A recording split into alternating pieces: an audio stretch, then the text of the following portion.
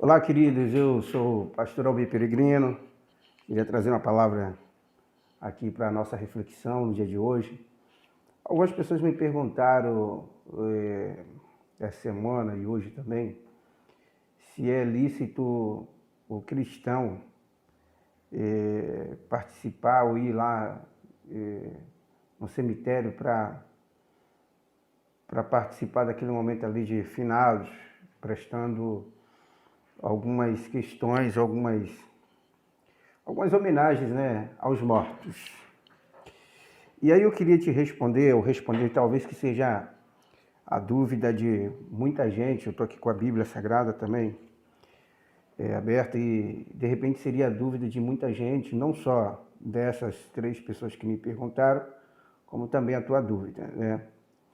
E a pergunta era que eles estão ali questionando se o dia de finado é bíblico, se pode participar desse momento, né? Então foi assim, uma série de questionamentos, de perguntas que foram feitas.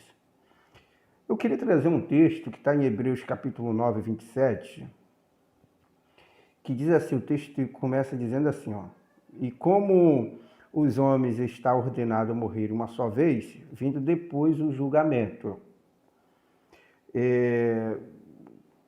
Se a gente for parar para pensar aqui nesse texto, é claro e evidente que aqueles que desceram à sepultura, com todo respeito à família, aos entes queridos, né? Ele ali só tem ali só algumas vezes só o pó, né? Porque nem os ossos às vezes tem mais ali, com todo o respeito e carinho, né? Pela família que fica aí, que está viva, que está conosco. Então, assim, o texto de Hebreus vai dizer que está ordenado uma única vez, como é que ele diz aqui? Deixa eu ler aqui. Tá, uma única vez, está ordenado a morrer uma só vez, vindo depois o julgamento, conforme Hebreus aí, capítulo 9, 27. Eu desafio depois você dar uma lida. Depois, queridos, então assim, é lícito ir lá prestar culto àqueles que morreram, ir lá conversar com um ente com morto e etc. Olha, assim, há muita gente que faz isso, até porque foi uma prática da Igreja Católica em alguns séculos passados, né? Mas assim, com todo respeito a quem está envolvido aí, não é lícito o povo cristão, o povo de Deus, ir lá prestar culto a quem já morreu. Porque uma vez que morreu... Agora, o que me chama a atenção é que muitas das vezes essas mesmas pessoas, claro, é evidente que pode ser você e pode não ser você, não prestou a devida homenagem àqueles que estavam vivos. Entende? Não levou flores para aqueles que estavam vivos, não cuidou quando estava vivo. Por exemplo, idosos que ficaram muitas das vezes em asilos, em casas de repousos, ou ficaram em suas casas isolados, e filhos, tempos e tempos e tempos sem ir lá prestar uma homenagem a esse pai, a esse avô, esse ente querido, né? E aí quando a pessoa morre, ele vai lá prestar esse determinado culto. Mas o que me chama a atenção é que a gente precisava prestar homenagem, beijar, amar as pessoas quando ela está viva. Ela está agora aqui. É um momento específico, é um momento único da gente fazer essa aproximação com eles, né? Até porque muita gente precisa do amor, precisa do carinho, precisa do cuidado, né? Aí, dá licença aqui, deixa eu dar... Em 1 Samuel, capítulo 28, parece não ter nada a ver uma coisa com outra, mas tem gente que às vezes deita ali no túmulo, achando que está, ou fica próximo do túmulo, conversando, desabafando com alguém, porque tem um remorso, tem uma tristeza ali, de repente profunda, algo que não pediu perdão e querem resolver as suas questões, suas pendências ali, no momento da sepultura, depois que passou há muito tempo ali alguém que já morreu. A Bíblia até condena, na verdade, quando a gente, de certa forma, vai consultar algum morto, né? Tudo que eu estou falando aqui é com muito respeito e é com o que a Bíblia me orienta e me organiza, né? O que ele diz? Ele diz que lá em Samuel, 1 Samuel capítulo 28, Saul tinha feito um monte de coisa. Quem era Saul? Saul era o rei de Israel, né? Na época. Ele já tinha feito um monte de coisas que não era da vontade de Deus e Deus já estava bem triste com ele, né? E quem o representava, o próprio Deus ali na terra, era Samuel, né? Samuel era um profeta e consultava, ele tinha suas consultas e falava com Saul. E assim Saul direcionava na guerra, direcionava com o povo, o que iria fazer e consultava. E tinha outros momentos que o próprio Saul consultava a Deus diretamente.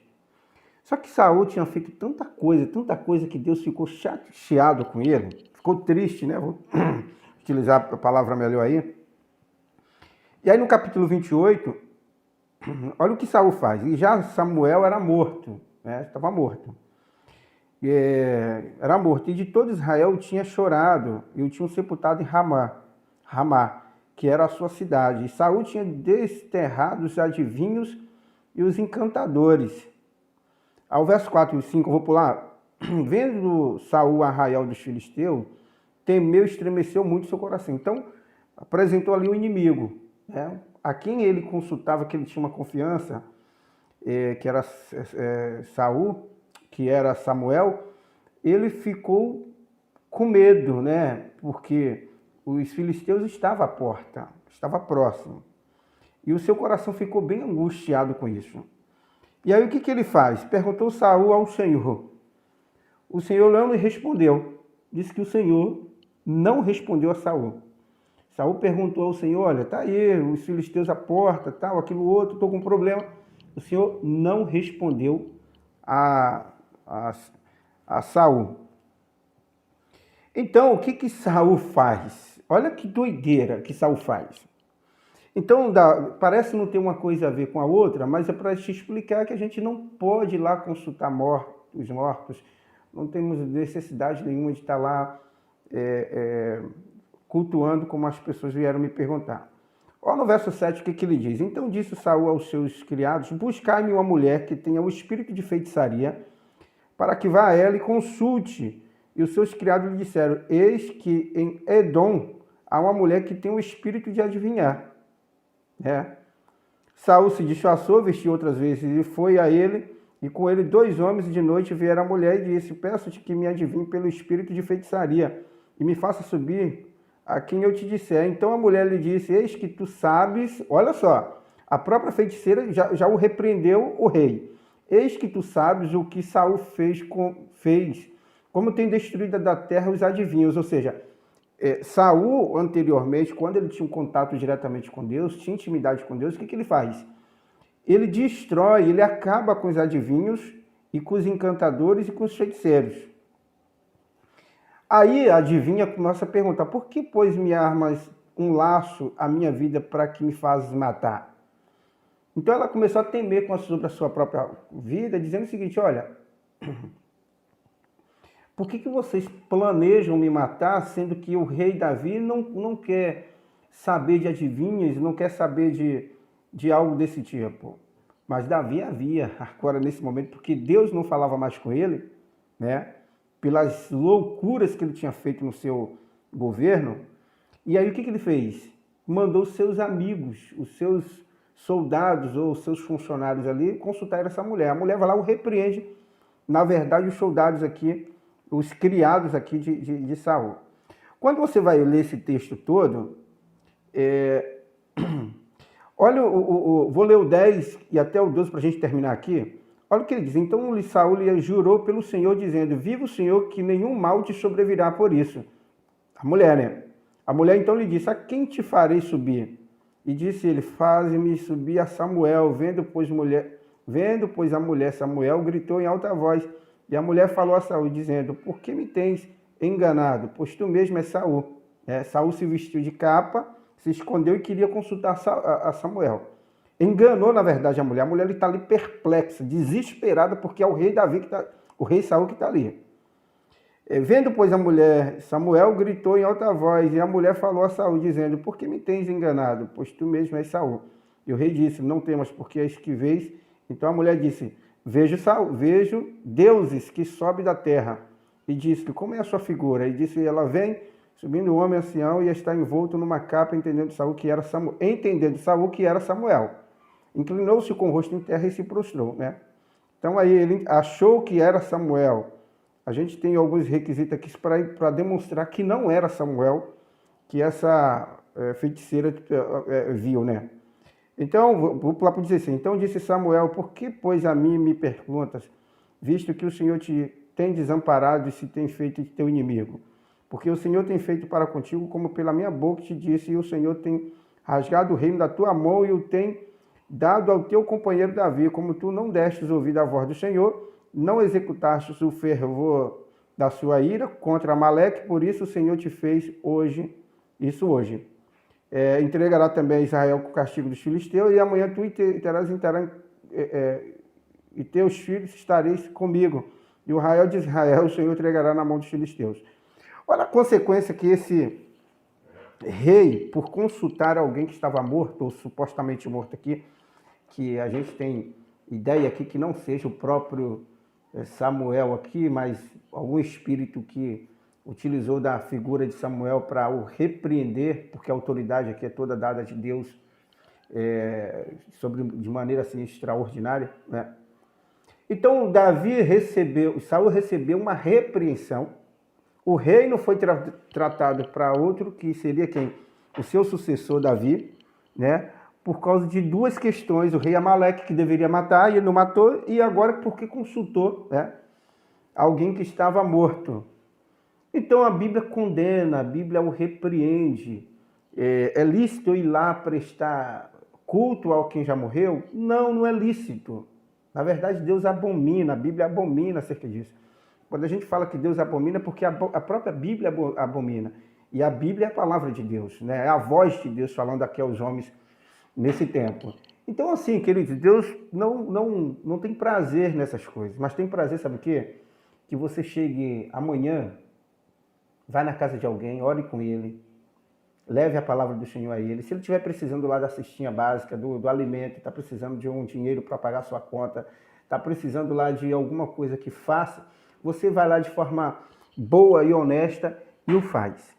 Eu fui outra vez no cemitério, tinha no dia 2, hoje também é dia 2, dia de finados, né? E cheguei lá, eu vi um grupo de pessoas brigando porque as pessoas não deveriam estar fazendo aquilo, que aquilo estava errado, aquilo outro e tal. Deixa eu falar uma coisa para você. Na minha humilde opinião, aqui eu não estou falando de Bíblia, estou falando da minha. Para mim isso é um desrespeito com o outro, entende? Porque assim, se você vai para um determinado lugar e tem alguém fazendo alguma coisa lá de livre e espontânea vontade, e você está querendo impedir, empurrar para que a pessoa não faça, na minha opinião, isso é um desrespeito com o outro. Agora, por que não você ir lá? De repente, se a pessoa está lá fazendo aquele momento dele ali único, né? Você, de repente, esteja ali, faça uma tenda ou faça alguma coisa, ofereça a eles ali uma água e na mesma água ali que você está oferecendo, ou alguma coisa que muita gente ali está com o coração de repente dolorido, angustiado, com sentimentos aflorados, porque você não chega ali, oferece alguma coisa e ao oferecer isso, de repente leve uma palavra de conforto, uma palavra de dedicação do Evangelho, como Deus pode te dar o consolo maior, o perdão que de repente essa pessoa não te deu. Entende? Levar algo que é de fato verdadeiro para essas pessoas. Agora, quando eu chego lá achando que eu sou, que aquela pessoa está errada, que é o dono da verdade, eu acho que a gente afasta essas pessoas de conhecer a verdadeira palavra de Deus, porque a Bíblia diz: conhecereis a verdade e a verdade vos libertará. Tá bom, queridos? Então eu queria deixar essa palavra dizendo que cultuar os mortos ou fazer um determinado culto e etc. Isso não é bíblico, isso não é conveniente. E o mais sensato, na verdade, é você pregar a palavra, né, e levar amor para aquelas pessoas que estão vivas. levar a paz para aqueles que estão vivos. Porque a Bíblia diz: conhecereis a verdade e ela vos libertará. Amém? Quero orar contigo, em nome de Jesus, que Deus te abençoe. Pai, graças te dou em nome de Jesus pela vida dos meus irmãos que estão ouvindo essa palavra nessa noite, nessa manhã, nessa tarde. Deus, eu quero engrandecer o teu nome, que vidas aos Deus que estão vivas aí, tenham o prazer de te servir com excelência, até porque os mortos na sepultura não há louvor, não há palavras, não há entusiasmo, mas, ó Deus, os vivos necessitam da tua palavra, necessitam da tua graça e da tua misericórdia. Eu quero abençoar meu irmão que está ouvindo essa palavra, abençoar a casa, deixar a paz do Senhor sobre a vida deles e as tuas misericórdias, no nome de Jesus. Amém. Valeu, querido. Eu sou o pastor Almir Peregrino, sou pastor aqui da Igreja Batista Coronel Leôncio. Quero te fazer um convite para estar aqui conosco, participando dos cultos. Deus te abençoe. Um forte abraço, tá bom? Valeu!